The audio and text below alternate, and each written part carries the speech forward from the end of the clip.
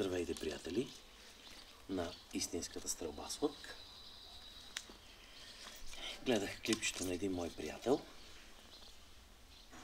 който казва, че е трудно да се стреля с рекърв. По мишена от 15 метра. Аз ще направя една демонстрация с исторически лък, асириец.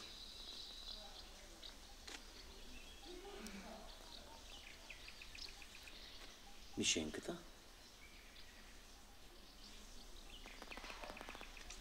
3 стрели. Демонстрация.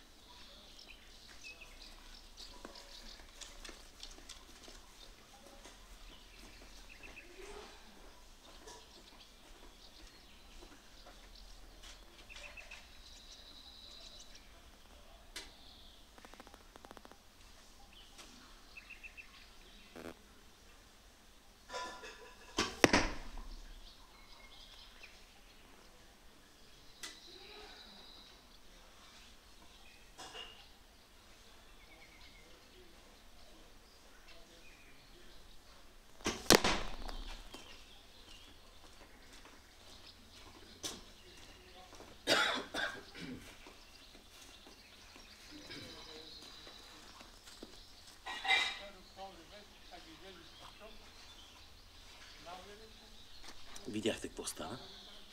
Първата стрела, за да уточним къде отива. Втората, мишенката изчезна. 15 метра, демонстрация с асириеца на Петър Бугар. Приятели, хубав ден желая. Неделя, ден за почивка. Птичките пеят.